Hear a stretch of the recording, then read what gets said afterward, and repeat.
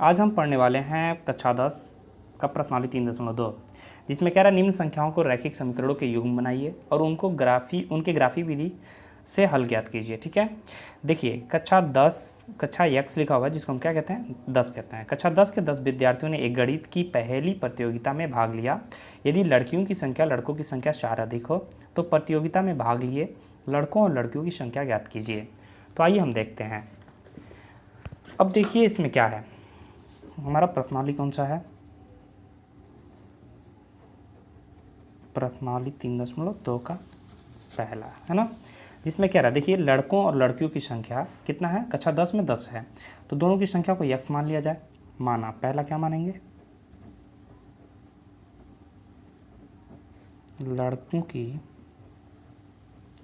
संख्या बराबर x तथा लड़कियों की संख्या बराबर y, लड़कियों की संख्या बराबर y। अब देखिए शर्त 2 है।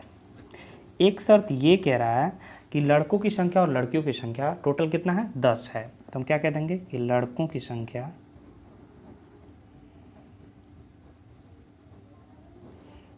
प्लस लड़कियों की संख्या कितनी है, 10 है। तो लड़कों की संख्या को x माने और प्लस लड़कियों की संख्या को y, तो x plus y equal to हमारा कितना मिला, 10 मिला।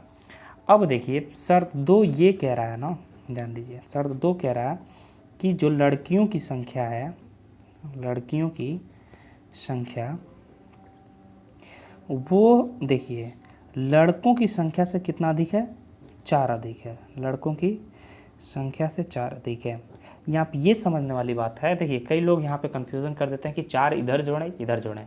देखिए तो आप प्रश्न पढ़ेंगे तो उसमें कह रहा है कि लड़कियों की संख्या अधिक है, कितना, लड़कों की संख्या से 4, तो ये ऑलरेडी पहले ही अधिक है। अगर इसको बराबर करना हो तो लड़कों को कितना आना चाहिए, और 4 लड़कों को उसमें हम जोड़ेंगे। ठीक है, तो देखिए लड़कियों की संख्या हम y माने हैं, y इक्वल टू कितना होगा, x, देखिए कितना होगा, x प्लस 4, बस सुना रहा।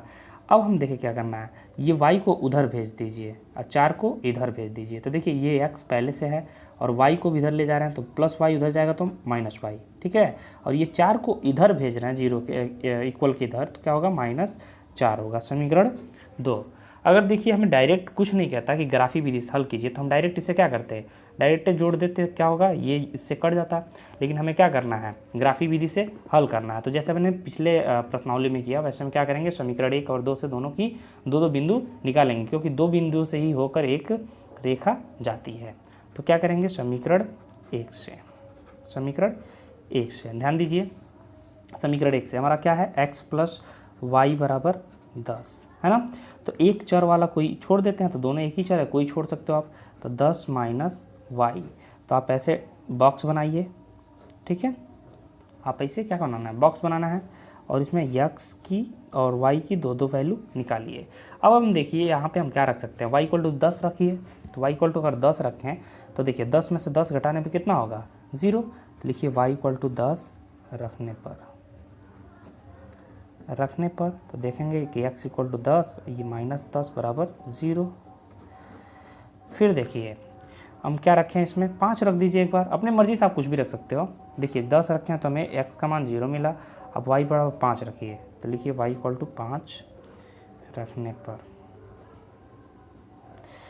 तो x इक्वल टू, यहाँ पे देखिए 10, इसके जगह क्या रखेंगे, 5, तो क्या होगा, 10 माइनस 5 इक्वल टू 5। x का मान कितना मिला हमें, 5 मिला, तो यहाँ पर रख दीजिए 5। ये समीकरण 1 से मिला, ध्यान रखें।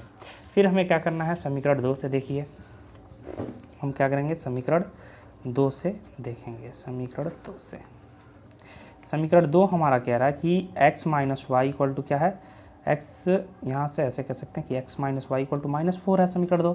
तो x को छोड़िए, y उधर जाएगा तो माइनस है, ये y तो उधर जाएगा तो क्या होगा, प्लस वाई -4। अब देखिए इसमें हम क्या रखें, ऐसे बॉक्स बनाएं, ठीक, ये ऐसे। अब x और y की भी दो वैल्यू निकालें, ये दूसरे समीकरण से है।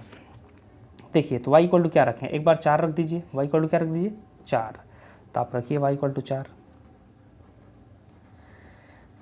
रखने पर तो देखिए x इक्वल टू क्या होगा 4 माइनस 4 इक्वल टू 0। एक्स का मान हमें क्या मिला 0। ठीक, वैसे देखिए हमें क्या करना है, फिर कोई और वैल्यू रख दीजिए इसमें 4 से ज़्यादा, जो ताकि -9 आए।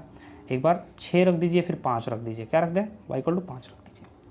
तो लिखेंगे y इक्वल टू 5 रखने पर, तो देखेंगे x इक्वल टू 5 माइनस 4 बराबर 5 में से 4 घटाने पे 1। तो x का मान क्या मिला 1 मिला, तो यहाँ पे 1 मिला।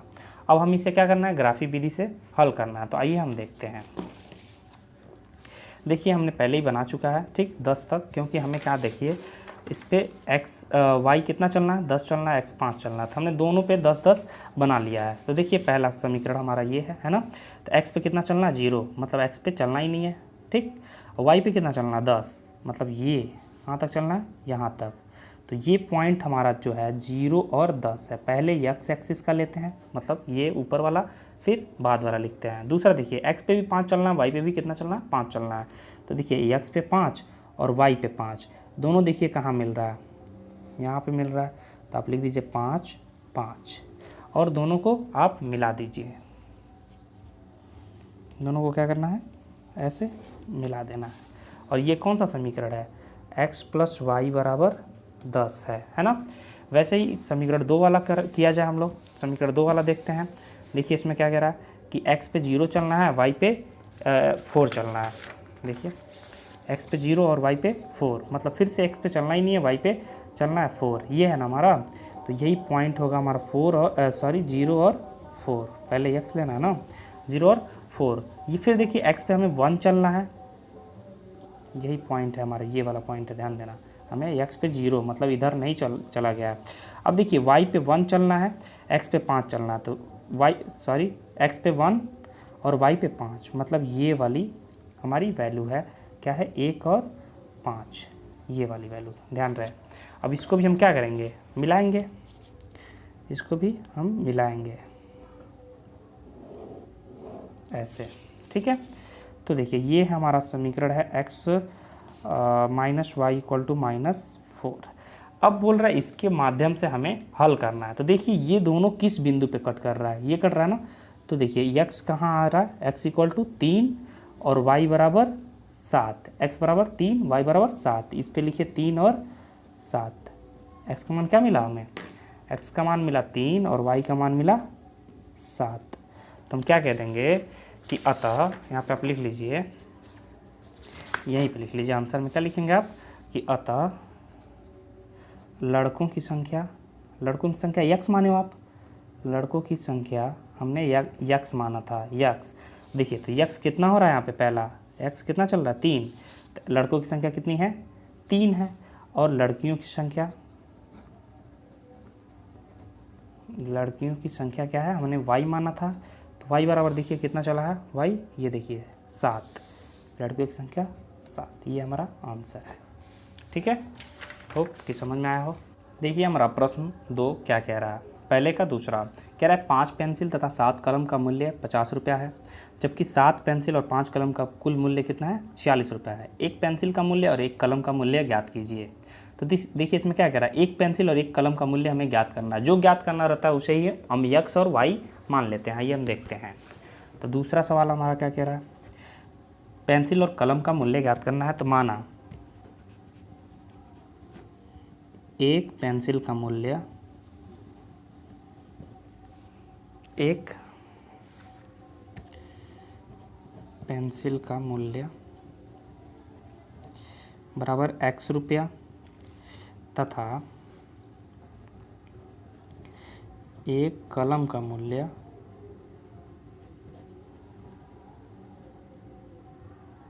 क्या है y रुपया, है ना ऐसे। तो देखिए इसमें भी शर्त है। शर्त पहला कह रहा है, प्रश्न का शर्त कि क्या कह रहा है कि 5 पेंसिल 7 कलम। तो हम क्या कह देंगे 5 पेंसिल और 7 कलम, 7 कलम कितना रुपए में 50 रुपये में, है ना 50 रुपये में। देखिए आप रुपये का सिंबल भी लगा सकते हैं। तो 5 पेंसिल, तो एक पेंसिल का दाम x रुपया, तो 5 पेंसिल का दाम 5x और 7 y, क्योंकि एक पेंसिल का दाम y है। तो ये होगा 50, समीकरण 1 मान लीजिए। फिर हमारा शर्त 2 कह रहा है, शर्त 2 से कि वो कह रहा है कि कितना पेंसिल, 7 पेंसिल 5 कलम, 7 पेंसिल और कितना कलम, 5 कलम का मूल्य कितना है, 46 रुपया है। ठीक है, 46 रुपया है। तो देखिए 7 और पेंसिल का दाम x और ये 5y इक्वल टू कितना है, 46, समीकरण 2 मान लेते हैं, है ना। अब देखिए ये हमारा हुआ। अब हम क्या करेंगे, इसे ग्राफ पे दिखाना है तो समीकरण 1 से भी लेके 2 बिंदु निकालेंगे, जैसे पिछले सवाल में देखे हम लोग। तो समीकरण 1 से देखते हैं। समीकरण 1 हमारा कह रहा 5x + 7y इक्वल टू कितना, 50। तो हम 5x को छोड़ें पहले और 7y को उधर लेके जाएं, 7y, और फिर देखिए हमें एक x वेरिएबल छोड़ना है। तो x को छोड़ेंगे तो 5 यहाँ पे गुणा है तो इधर जाके डिवाइड हो जाएगा। तो 50 - 7y में से 5 नीचे चला जाएगा। ठीक है, तो इसके लिए हम क्या करेंगे, ऐसे बक्सा रूपी बनाते हैं और इसमें x और y की वैल्यू रखते हैं। अब देखिए हम अपने हिसाब से वैल्यू रखते हैं। तो इसमें हम क्या रखें कि y की वैल्यू ऐसा रखा जाए कि इसमें घटाने के बावजूद 5 से अच्छे से कट जाए। ठीक है, डेसिमल वगैरह ना आए। तो देखिए अगर हम 0 रख दें, 7 जीरो 0 और 50 में 7 घटाने पे 50 ही बचेगा, 50 5 से कट जाता है। तो क्या रखेंगे, y = 0। तो आप लिखिए y = 0 रखने पर, y = 0 रखने पर x = 50 माइनस यहाँ पर रखेंगे 0, तो 7 × 0 बटे में 5, तो 50, 7 जीरो 0। ठीक है, 7 जीरो 0 बटा 5, तो 50 बटा 5, 5 दहा में 50। तो x का मान क्या मिला, 10 मिला। ठीक है, फिर हमें क्या देखना है, ध्यान दीजिए। फिर हमें इसमें ऐसी कोई वैल्यू रखना है तो क्या रखें, देखिए 7 × 5 = 35। अगर 5 रखें, 7 × 5 = 35, तो 50 में से 35 घटाएंगे तो 15, 15 5 से डिविजिबल होता है। तो देखिए y बराबर क्या रखें, 5। तो आप रख दीजिए, इसमें क्या लिखेंगे, y = 5 रखने पर, y = 5 रखने पर। तो देखिए y बराबर जब 5 रखेंगे, किस में रख रहे हैं, इसी में रख रहे हैं हम लोग इसमें। तो देखिए क्या रख रहे हैं, ध्यान दीजिए। तो x = 50 माइनस 7 × 5 बटे में 5, तो 50 माइनस 35 बटे में 5, तो 15 बटा 5 इक्वल टू कितना है, 3 है। तो x का मान कितना मिला हमें, 3 मिला ना ऐसे। तो ऐसे जब हमें मिला, ध्यान दीजिए क्या मिला हमें, 3 मिला। ऐसे हम समीकरण 2 से भी निकाल लें। तो हमारा समीकरण 2 देखिए क्या कह रहा, समीकरण 2 से, समीकरण 2 से भी हमारा 7x + 5y इक्वल टू क्या है, 46 है ना। तो देखिए इसमें कोई वैल्यू रख दिया जाए, 5y या फिर 5y छोड़ा जाए तो 46, ये 7x उधर लाके घटा देंगे, 7x। तो y को छोड़िए, तो 46 - 7x बटे में कितना, 5। अब इसके लिए भी हम क्या करेंगे, एक बक्सा रूपी ऐसे बनाएंगे। ठीक, अब इसमें भी क्या वैल्यू रखा जाए आपको सोचना। देखिए x की हम ऐसी वैल्यू रखेंगे ताकि गुणा करने के बावजूद इसमें घटा के और 5 से पूरा कट जाए।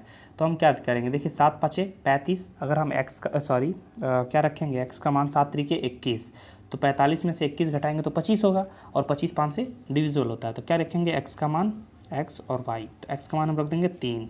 तो आप रखिए x = 3 रखने पे। आप अपने मन से कुछ भी रख सकते हैं। ठीक, ऐसा नहीं है कि 3 ही रखना, 5 ही रखना, जो चाहो सो रख सकते हो। तो देखिए y = 46 माइनस 7 × 3 बटे में 5, 46 माइनस कितना होगा, 21 और बटे में 5। तो देखिए 46 - 21 का कितना होगा, 25 बटा 5, 25 5 से कटेगा 5 बार में, तो y का मान कितना मिला, 5। तो आप रख दीजिए y का मान 5। ऐसे रखिए। फिर से हम ऐसा रखें, 7 × 8 = 56, 7 × 8 = 56, 56 में 46 अगर घटा दें तो 10 माइनस के साथ होगा, लेकिन क्या कोई दिक्कत नहीं। क्या रखेंगे यहाँ पे, x = 8 रखिए। तो देखिए x बराबर क्या रखें, 8 रखने पर, x बराबर 8 रखने पर। ठीक है, x बराबर 8 रखने पर कोई दिक्कत। अब देखिए जब हम 8 रखेंगे यहाँ पे तो क्या होगा, y इक्वल टू 46 माइनस 7/56/5। तो देखिए 46 माइनस 56/5। तो देखिए 56 में से अगर 46 घटाएं तो बचा 10/5, लेकिन बड़ी वाली संख्या के सामने क्या माइनस है तो -10, और 5 से 10 काटेंगे तो 2 बार में, तो माइनस है तो -2, तो y इक्वल टू क्या मिला हमें -2। ठीक है, ये समीकरण 2 की वैल्यू मिल गया हमें -2, और समीकरण 1 की भी वैल्यू मिल गई। तो आइए हम देखते हैं कैसे इसको ग्राफ में प्लॉट करते हैं। देखिए ऐसे हमें ग्राफ पे प्लॉट करना है तो सबसे पहले क्या देखेंगे कि हमें x इक्वल टू 10 चलना है। x पे कितना चलना है 10, जिसके लिए हमें क्या करना है 10 बना लीजिए, 1 2 3 4 5 6 7 8 9, एक और आप आगे बढ़ा दीजिए, इसको क्या कर देंगे 10 कर देंगे। ठीक है, तो एक ऐसे लिख दीजिए।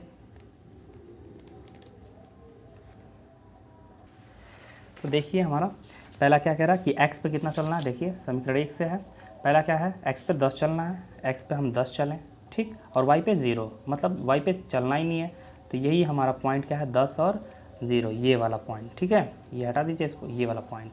दूसरा क्या कह रहा है x पे 3 चलना है, तो x पे 3 चलिए, y पे कितना चलना है 5, तो y पे ऐसे चलिए 5 तक यहाँ पे। ठीक, तो ये हमारा जो पॉइंट है वो क्या है 3 और 5 है ना। तो इसको हम मिला दें, इसको ऐसे करके हम क्या करें ऐसे मिला दिया जाए। ठीक, तो ये कौन सा समीकरण आप लिख लीजिए, समीकरण 1 जो हमारा है 5x + 7y इक्वल टू 50, बस सुना रहा ये 5 है। वैसे देखिए हमारा दूसरा क्या कह रहा है, दूसरा समीकरण हमारा कह रहा है कि x पे कितना चलना है 3 चलना है, y पे 5, तो x पे 3 चलिए, y पे 5, मतलब ये ही हमारा वो पॉइंट है 3 और 5 इस समीकरण के लिए भी, है ना। अब दूसरा कह रहा है कि x पे 8 चलिए, x पे कितना चलना है 8, और y पे x पे 8 चलिए, y पे कितना चलना है -2। तो हम जानते हैं कि y वाली वैल्यू जो माइनस होती है नीचे होती है इधर, तो इधर 1 माइनस मान लीजिए, इधर 2 माइनस मान लीजिए, कोई दिक्कत। अब देखेंगे कि 8 और 2 कहाँ मिल रहा है, ये यहाँ मिल रहा है ना यहाँ पे, तो कह देंगे 8 और -2, 8 और -2। तो इसको देखिए किसको किसको मिलाना है हमें, इसको और इसको मिलाना है, तो ऐसे मिला लीजिए। ये कौन सा समीकरण है 7x + 5y इक्वल टू 46। ठीक, अब दिखाना है हमें कि वो क्या है पेंसिल और कलम का मूल्य। तो हमने माना है पेंसिल का मूल्य कितना माना था x माना था, और कलम का मूल्य y। तो हम देखेंगे कि ये देखिए पेंसिल और कलम तीनों किस पे काट रहे हैं, दोनों रेखा किस पे काट रही है, इस पे, इस बिंदु पे, वो क्या है 3 है और 5, तो x पे 3 है y पे 5 है। तो हम क्या लिख देंगे पेंसिल की संख्या बराबर, यहीं पे आप लिख लो मन हो तो लिख देंगे, चूँकि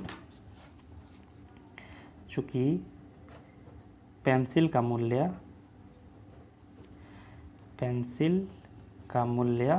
बराबर कितना है x था, तो x बराबर 3 है, 3 रुपया, और कलम का मूल्य क्या है y था, y बराबर 5 रुपया। यही हमारा आंसर है। ठीक, देखिए हमारा प्रश्न 2 क्या कह रहा है, कह रहा है कि अनुपातों a1/a2, b1/b2 और c1/c2 की तुलना कर ज्ञात कीजिए कि निम्न समीकरण युग्म द्वारा निरूपित रेखाएं एक बिंदु पर प्रतिच्छेद करती हैं, समांतर है अथवा समपाती हैं। ठीक है, तो ये पढ़ने से पहले आपको देखिए ये पढ़ना है, ये जो टेबल्स है ये पढ़ना है, लेकिन इसे आपको याद नहीं करना है, हम एक ट्रिक बता रहे हैं वो आप बस पढ़ लीजिए, बाकी आपको याद हो जाएगा। तो देखिए आइए हम बताते हैं। देखिए हम दूसरा सवाल पढ़ने वाले हैं। ठीक है, इसके लिए हमें ये पढ़ना है कि कौन कौन सा संपाती है, कौन कौन सा नहीं है, समांतर है, संपाती, और कौन कौन सी प्रतिच्छेद है। तो देखिए हम 3 रेखाओं के बारे में पढ़ने वाले हैं, क्योंकि देखिए हमारा समीकरण जो है एक होगा a1x + b1y + c1 equal to 0, दूसरा हो सकता है a2x + b2y, ये बस समझने के लिए है ना, b2y + c2 इक्वल टू 0। ऐसे ही समीकरण होगा, मान लो 2x + 3y + 5 7x 5 और कुछ भी हो सकता है, ऐसे हम लिया जाता है। तो a1/a2 हम क्या देते हैं a1/a2, फिर b1/b2, c1/c2, ऐसे निकालते हैं b1/b2 एंड c1/c2। C2 निकालते हैं, है ना। तो इसमें कुछ नहीं करना, आपको याद करने की ज़रूरत ही नहीं है, बस समझ लीजिए आप। देखिए हमारे पास कितनी रेखाएं होती हैं, एक होता है, देखिए एक प्रतिच्छेदी रेखा हो सकती है ना, एक समांतर रेखा हो सकती है, और एक ऐसी रेखा हो सकती है जिसके ऊपर ही एक और रेखा हो, है ना। तो देखिए हम क्या कहते हैं, ध्यान दीजिए, ये जो है इसको हम क्या कहते हैं, प्रतिच्छेदी रेखा, प्रतिच्छेदी रेखा। इसको क्या कहते हैं, समांतर रेखा, समांतर रेखा। और इसको क्या कहते हैं, संपाती रेखा, संपाती रेखा। संपाती रेखा कोई दिक्कत नहीं है। अब देखिए अगर ये है तो इसका कंडीशन क्या होगा, ये है, कैसे पहचानेंगे कि कौन से दो रेखाएं, ये समांतर कैसे हो रही है, संपाती कैसे हो रही है। तो आपको कुछ नहीं याद करना है। देखिए A1/A2, B1/B2, C1/C2 पता होना चाहिए। इसमें ये होता है कि ये दोनों बराबर नहीं होते, मैंने पहले का अनुपात और दूसरे का अनुपात बराबर नहीं होता है। देखिए A1/A2 ही बराबर नहीं होता है B1/B2 के, मतलब आगे ही नहीं बढ़ना है। A1/A2 बराबर नहीं है B1/B2 के। लेकिन ये समांतर जो होता है इसमें ये दोनों बराबर होते हैं लेकिन ये बराबर नहीं होता है। देखिए कैसे चल रहे हैं, ये बराबर नहीं, फिर इस वाले में ये दोनों बराबर लेकिन ये बराबर नहीं, और तीसरे वाले में देखेंगे तीनों बराबर होता है। ठीक, तो आइए देखते हैं, ये इसमें क्या होता है, दोनों बराबर होते हैं, पहला दूसरा, मतलब A1/A2 B1/B2 बराबर होते हैं, लेकिन तीसरा क्या होता है, बराबर नहीं होता है, C1/C2 बराबर नहीं होता है। अब देखिए ये संपाती रेखा के लिए क्या होता है, ये होता है A1/A2 बराबर B1/B2 बराबर C1/C2। ठीक है, ये आप नोट कर लीजिए। ठीक है, उसके बाद हम प्रश्न की ओर चलते हैं। बस यही देख के बता देना है कि कौन सी रेखा प्रतिच्छेदी है, कौन समांतर है, कौन संपाती है। तो आइए हमें देखना है हमारा क्या कह रहा है, ये प्रश्न कह रहा है, ठीक है, जिसमें हमें दिया हुआ है 5x, ध्यान दीजिए, हमारा प्रश्न दिया हुआ 5x - 4y = 8। दूसरे का पहला सवाल दिया हुआ 5x - 4y + 8 = 0। दूसरा दिया हुआ 7x + 6y - 9 = 0। ठीक है, तो हमें कुछ नहीं करना है, इसको इससे तुलना करना है। ठीक, इससे समीकरण 1 को, तो x से आप x काटेंगे तो A1 बराबर कितना मिला, A1 बराबर मतलब x का गुणांक, तो लिख देंगे कि A1 बराबर हमारे पास है 5, B1 बराबर, देखिए इसमें B1 क्या है, प्लस में है, तो y से y काटेंगे तो B बराबर, देखिए यहाँ पे क्या है -4, तो क्या लिखेंगे, B बराबर -4, और C1 बराबर, देखिए ये पूरी वैल्यू कांस्टेंट टर्म जो होती है वो C1 होती है, तो यहाँ पे क्या है 8 है, तो लिख देंगे 8, कोई दिक्कत। वैसे देखिए दूसरे समीकरण में भी x के साथ क्या है 7 है, तो A2 बराबर 7, B2 देखिए y के साथ क्या है 6 है, 6, और C2 बराबर हमारा क्या है, ये पूरी वैल्यू जो होती है माइनस प्लस के साथ माइनस, कोई दिक्कत। अब हमें क्या करना है, A1/A2 देखना है, A1/A2 देखना है, तो क्या है 5/7, B1/B2 देखना है, ये क्या है -4/6। अब देखिए ये दोनों बराबर दिखना है क्या आपको, नहीं है ना बराबर, तो क्या लिख देंगे, ये दोनों ही बराबर नहीं है, तो लिख दीजिए चूँकि A1/A2 ही बराबर नहीं है किसके, B1/B2 के, इसलिए दो बिंदु अगर करके ऊपर हो तो इसलिए होता है, इसलिए हम क्या कह देंगे, ये रेखाएं कौन सी रेखाएं, देखिए कंडीशन पहले के लिए प्रतिच्छेदी रेखाएं, ये रेखाएं प्रतिच्छेदी रेखाएं हैं, आसान है ना। अब देखिए ऐसे ही दूसरा हम देखें, दूसरा देखिए, दूसरा हमारा क्या कह रहा है, 9x + 3y + 12 = 0। ये है 18x + 6y + 24 = 0। इसको भी तुलना करिए तो A1 बराबर हमें क्या मिला 9, B1 बराबर देखिए 3, और C1 बराबर क्या मिला 12। अब A2 बराबर देखिए x के साथ क्या है, A2 बराबर 18, B2 बराबर 6, ये है y के साथ, और C2 बराबर देखिए कितना है 24 है। बात समझ आ रही है। अब देखिए हमें क्या करना है, अपान करना है, तो A1/A2 देखिए कितना है 9/18, हम जानते हैं 9 से 18 कट सकता है, तो 9 × 9, 9 दूनी 18, मतलब कितना मिला 1/2, काटते रहिए।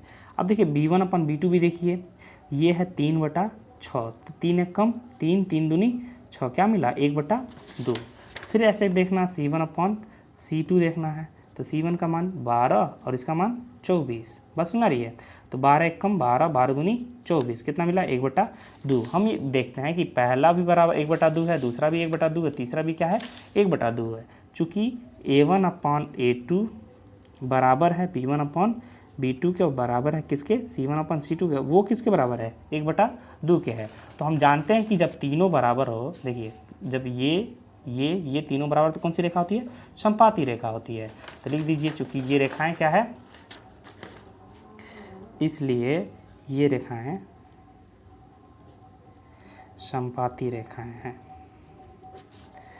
समपाती रेखाएं हैं। कोई दिक्कत?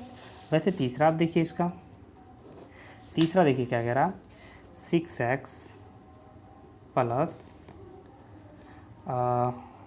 6x minus 3y plus 10 equal to 0, और ये है 2x माइनस वाई प्लस 9 बराबर 0। तो हम क्या करेंगे, इसमें भी A1 A2 B1 B2 C1 C2 निकालें। तो देखिए A1 बराबर हमारा क्या है 6 है।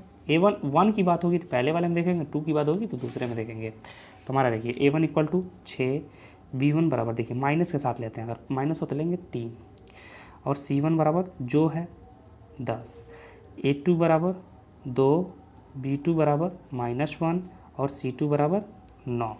तो देखिए A1/A2 बराबर 6 बटा कितना है 2, तो 2 एक कम 2 2 3 6, कितना मिला 3/1। अब देखिए B1/B2 तो लेंगे, तो ये -3 है, ये -1 है, तो minus minus cancel, minus minus cancel, बचा कितना 3/1। अब देखिए दोनों बराबर दिख रहा है, तो तीसरा भी देख लिया जाए। तो C1/C2 ये है 10/9। हम देखते हैं कि ये 3 है, ये 3/1 है, ये भी 3/1 है, ये 10/9 है, तो ये दोनों इक्वल है, लेकिन तीसरा क्या है इक्वल नहीं है। तो हम लिख देंगे चूँकि A1/A2 बराबर है B1/B2 के, पर नॉट इक्वल है C1/C2 के, इसलिए हमारा ये क्या रेखा है, कौन सी रेखा है, ये कैसे देखेंगे आप, देखिए ये कौन सी रेखा है, जब दो बराबर हो तीसरा बराबर ना हो, तो ये दोनों रेखाएं कौन सी रेखा है, समांतर रेखा है।